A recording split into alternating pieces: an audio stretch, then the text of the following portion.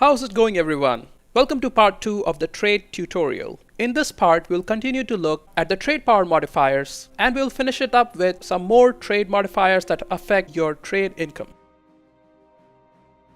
Merchants can be used to either collect trade or transfer trade downstream. Where you can send a merchant is limited by trade range, which can be modified by Diplotex, idea groups, policies, and national ideas. Let's first look at collecting trade. If you don't have any merchant assigned to your home trade node, you automatically collect ducats there. If you assign a merchant to collect trade there, it gives a couple of bonuses. One is 10% trade efficiency in that node, and second is +2 trade power in that node. You can also send your merchant to collect trade in a node that's not your home trade node. This will give you some extra income, but it decreases your trade power in that node by 50%. So it's always advisable to collect in your home node and direct trade from all other nodes to your home node. You can also assign a merchant to transfer trade power from a node. Now, we have learned the difference between trade power and trade value. So I think this term is not accurate, as the merchant is transferring the trade value to the node downstream and not trade power. But let's not get bogged down by semantics. We also learned the difference between transferring trade and steering trade. If you assign a merchant to transfer trade, merchant gives +2 trade power in that node and it will steer the trade towards your home node. You can choose where to steer the trade to, but the game will almost always choose the right one, so you don't need to worry about that. Merchants give another bonus while transferring trade when they're assigned to an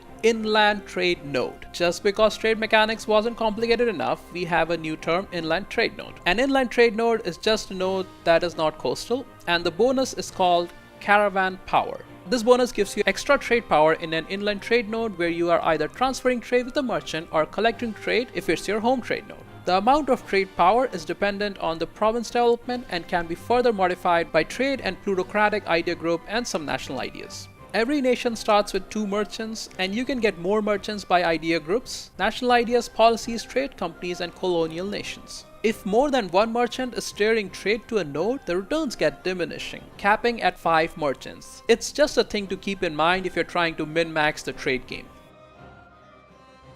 On the trade node screen, you can set a trade policy in any node where you have a merchant. There are 4 different actions you can take depending on your plan in that trade node region. Muslim nations also get another option to propagate religion if they have a trade company with 50% or more trade power in the node. Trade companies can be set up if you own any province in a trade company area and your capital is in another continent. In the current patch, trade company areas are in the west, south, and east coast of Africa, almost all of India, Indonesia, and large parts of China. You can view this with the colonial and trade company region map mode. Assigning a province to a trade company gives 100% trade power, which is amazing, and plus 0.5 naval force limit. It also gives -100% modifier to manpower, sailor, and tax in that province, while -200% to machinery strength. So the whole idea is to get maximum amount of trade benefits from these provinces. In addition to that, trade company also means that the minimum autonomy in the province is set to 0% and there's no penalty for unaccepted religion or culture in that province. So trade company is a very strong mechanic that should be used by anyone who's looking to conquer provinces in trade company regions, provided that your capital is overseas. In the Dharma DLC, you can make investments in your trade companies. These are limited to 1 per area in the trade company region. Let's review them quickly. There are 5 investments. Each have 2 tiers. The company garrison gives extra supply limit and defensiveness. I don't see this investment being used very frequently, honestly. Harbor gives extra trade power and local production efficiency. This is great, and you should build this first in areas with centers of trade. Local venture gives extra local production efficiency and local goods produced. As we know, the goods produced and trade price give the trade value of a province. Prioritize this investment in provinces with more valuable trade goods. Foreign influence gives extra tax and reduced local development cost. This is a medium tier investment and you should put money in it only once you have filled out the above 2 investments. Governance gives extra manpower and sailor modifier, which is dependent on your situation in game. But again, this investment should be low priority. There are also 5 special investments that are limited to 1 per trade company, and they give benefit to the whole country or the whole trade company region. These are expensive at 1,000 ducats apiece. Officers' Mess and Admiralty gives you +5 land and naval force limit. I don't consider them to be worth 1000 ducats. You can use them if you have a lot of extra ducats lying around. Property appraiser gives extra 50% trade steering in that trade node. This is huge as you will likely have a merchant at the trade company node anyways, and any increase to trade steering means you get more trade value pushed towards your home trade node. Township gives trade value modifier for the whole trade company region. This is pretty strong as well and definitely worth 1000 ducats, especially since it also gives you plus 0.1 yearly army tradition. Governor General's mansion gives minus 2% cost reduction to ships. I don't think this is worth the investment, but if you get this in many trade companies, it might add up and be worth the money. Maybe. These are all new features and some testing need to be done to optimize them. Next, let's look at centers of trade. I'm lumping all centers of trade, river estuaries, and important national harbors into one category as they all provide bonus to trade power. These provinces can be seen in the trade map mode and you should target them first for conquest, almost always. In the Dharma DLC, you can upgrade these centers of trade to level 2 and level 3 for 200 and 1000 ducats respectively. For coastal centers of trade, level 2 gives plus 10 trade power, plus 5 development discount and 10% extra institution spread, while level 3 gives plus 25 trade power, 0.25 naval tradition and plus 30% institution spread. The whole area gets bonus to development cost, sailors and a building slot. For inland centers of trade, you don't get naval tradition and sailors are replaced by manpower. These upgrades are a must if you want to monopolize trade. Start by upgrading centers of trade in your home trade node and propagate outwards. The extra trade power is huge and the naval tradition adds up quickly and will ensure high naval tradition for you at all times. The level of center of trade decreases by 1 when the province changes owners either by war or diplomatically. Charter companies, while technically not related to trade, but I thought I would mention it here anyway since it's somehow related. This is another new mechanic in the Dharma DLC. You can buy a province in a trade company region now. It's not cheap and the price is dependent on opinion and relative strength of nations. There are additional modifiers such as having another province in that area drastically increases the price for the province. Charter company is a good way to get a foothold in a trade company region such as India and start your wars from there. Now that we have learned all about trade mechanics, we know the percentage of trade power in a trade node is one of the most important metric. We also learned ways to increase this trade power either by conquering high value provinces or by light ships or merchants or trade companies and its investments. The game also gives us a couple of options to decrease other countries' trade power in a node. There are two mechanics for it, embargo and privateering. If you're still with me, these are the last two sections we'll cover and they aren't complex at all.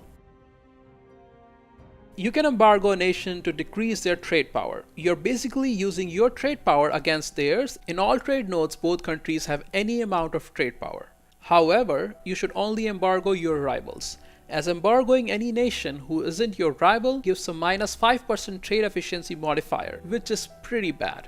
Embargoing your rival also gives you up to plus 10 power projection, which scales depending on the relative trade powers of both nations. Mercantilism also gives extra modifiers to embargo. You can also get further modifiers by espionage idea groups and some national ideas.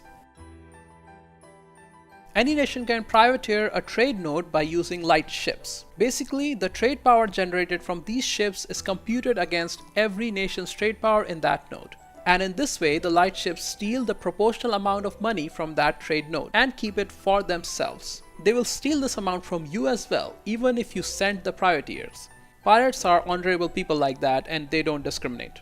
However, you do get a small percentage of money from that amount that is privateered. Like I said, pirates are honorable people. Privateering is an excellent way to disrupt enemy as it decreases their trade power in a node.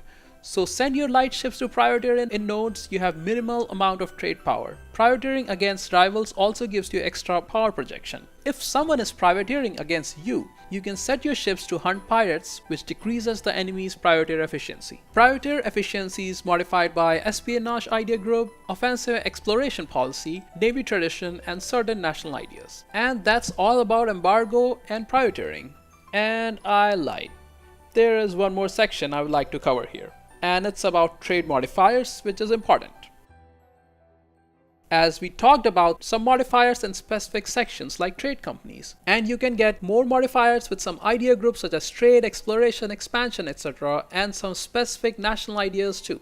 In this section, we'll talk about the modifiers stated in your nation's trade screen just so we understand what's going on here.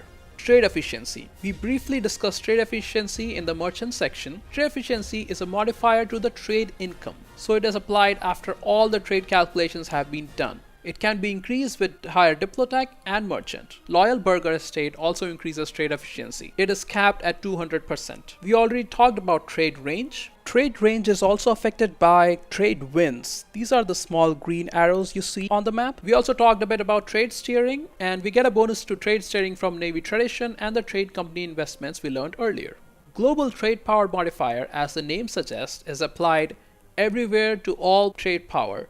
The only exception is the trade power propagation to upstream nodes. Global trade power can be increased by colonial nations, prestige, stability, power projection, and some ideas. There are also separate modifiers for trade power domestic and trade power abroad. For brevity's sake here, I will refer you to the wiki for a complete list of modifiers. He says as the guide approaches 30-minute mark, mercantilism increases local trade power and embargo efficiency. It also increases liberty desire in colonial subjects. You get more mercantilism either by events, missions, or you can buy 1% of mercantilism for 100 Diplo points. It caps at 100%. And we have covered the rest of the 3 points in the video as well. The last topic is buildings, and this is really the last topic, I promise. We already talked about marketplaces, trade depots, and stock exchanges, in that they increase the trade power of a province. Another great building that helps is a manufactory. Manufactory gives a flat +1 to goods produced in that province, which is pretty significant modifier in calculating the trade value of the province, as we learned earlier.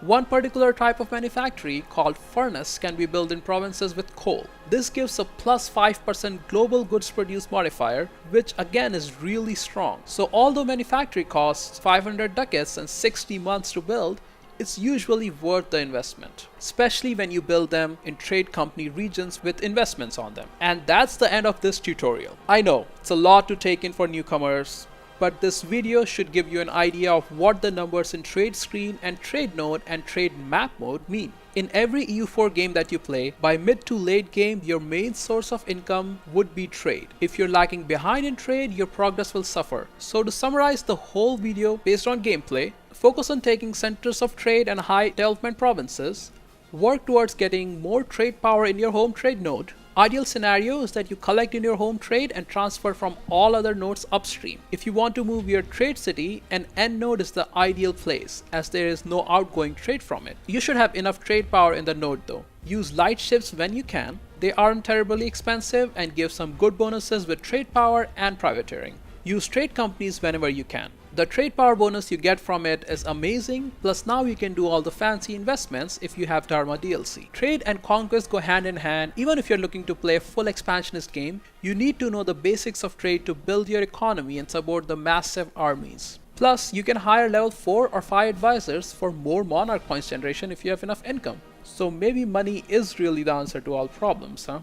And on that note, I hope this guide helps the new players who are just getting into EU4. If you have any questions, feel free to ask in comments. I'll try to answer it to the best of my ability. Thanks for watching, and I'll see you in the next one.